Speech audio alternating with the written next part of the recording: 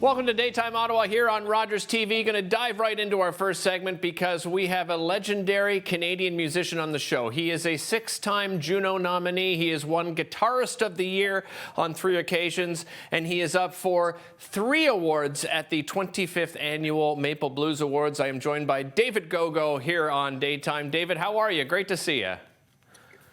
I'm good considering what's going on in British Columbia, but I'm fine. Yeah, well, let's talk about that because it's of course it's affected you. I know that we're just talking off camera and you've managed to work things out, but maybe you can just describe how it's been affecting you. Well, there's a lot of people in really bad situations out here in BC. It's just heartbreaking for me to see these beautiful towns completely underwater. Yeah. So my heart goes out to all those people. My personal thing as a musician is it's just so strange to have all this time where we couldn't tour because of the pandemic, and then we finally get some gigs, and then every highway in British Columbia is closed. So I've been banging my head against the wall trying to make my shows work for this coming weekend, but we've managed to work it out. So that's good news. Yeah. Let's talk about the pandemic because, as an artist, touring is a big part of what you do. I know it's something that you love to do. It's also something that pays the bill, but you did take advantage of your downtime during the pandemic. Tell me about your new album. Yeah, I just tried to remain creative, It was a kick in the gut not to be able to go and tour. And I was, 2020 was looking like one of my best years ever in terms of how many shows and everything else. But anyways, once that was all shut down, I just thought to myself, I'm going to get up every day and try to write songs. I wasn't sure what I was writing for, but, just got to remain consistent. I started doing a podcast as well where I just talk about my career and some of the great people I've managed to meet and play with. But then Steve Mariner came out in June, came and stayed at my house, and we recorded the new album, Silver Cup.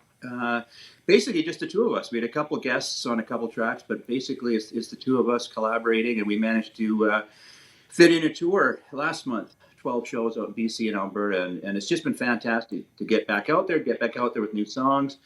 The reviews have been amazing. It's getting radio play across the country, and we're starting to get some in from America now, and Europe's following through. So it's been Jim Dandy. Excellent. Well, and it was a chance for you to delve into your heritage as well. You mentioned Silver Cup. Let's talk about that title track and tell me the story behind it.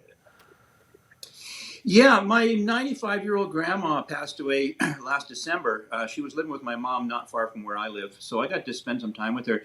But my mom and her siblings decided that I was going to be handed down this beautiful silver cup from the 1800s that belonged to a guy named James Mackay, spelt McKay but pronounced Mackay, and he was a Métis builder in Western Canada. I've got my little Métis thing here.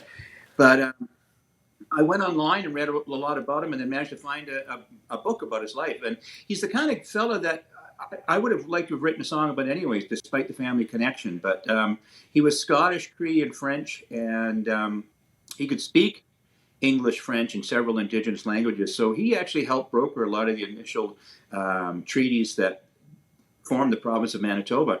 So the cup itself, just holding it in my hand, was so inspiring. And then, right. To read this history and everything. And it's nice, and it's a little slice of Canadiana, I feel. Yeah, absolutely. What are some of the other themes that we find on the album? Chicks. All right, that's all you got to say. Okay. Yeah. No, there's some slices of my life, like with blues music and roots music. The nice thing is kind of the longer you live, the more you experience, the more you can draw from those experiences to write songs. And it being an acoustic record and doing it at home, I've got all these beautiful instruments. I've been collecting guitars since I was a teenager, and so that's over 10 years now. And just that inspiration, and so there's there's a couple story songs I wrote with a friend of mine, a guy named Eric Johnson, and there's a couple just straight ahead blues songs. We've even got a cool instrumental that Steve Mariner and I whipped up while he was out here. So it's a lot of variety, and I quite like the album. Yeah, and Steve Mariner is such a talent. Just, of course, we have a connection here on Daytime to Steve, and from Ottawa here, and Monkey Junk and his solo career. Maybe you can just tell us a little backstory. How did you and Steve meet? Well, it was probably in Ottawa, and it's been a number of years. We were trying to figure that out when he was out here, but I met him pre-Monkey Jump, absolutely. Yeah. All the guys in Monkey Jump are good friends of mine. I've known Tony D for over 30 years, I think. But Marin and I just always got along. The guys, when they'd come and play on Vancouver Island, would stay at my house sometimes. So there's been a real connection. So we did a show together the June before the pandemic in White Rock, BC, me and just Steve Mariner. And it was just such fun and so easy that we decided we had to do this again. And the one thing that Steve was doing during the pandemic was working on his engineering skills and recording skills. So that was amazing. Just my new album sonically, just the way it sounds, I'm so pleased with it. And that's because he was hanging out with Jimmy Boskill down in Coburg and learning, about microphone placement. Nice. And just how to work a studio. We were talking off camera, one of my favorite haunts of all time here in Ottawa. As a matter of fact, my wife jokes about it because every time we drive by, I tell her a story about the Rainbow. And, we've seen music venues struggle, not just artists, but music venues struggle. I know that you've played at the Rainbow before. You must be excited to be coming back. Yeah, I didn't think I was going to get a chance to come back. A few months ago, I everyone read about it, how it looked like they were going to have to close, and I got in touch with them, and it was heartbreaking for me. It's been one of those places I've been playing there for 30 years or something, and so I've got a connection to the room and to the staff and to the family. So it was so fantastic to get the news that they're going to try to keep it going. Yeah. So this is kind of a fly-in, fly-out for me to play there.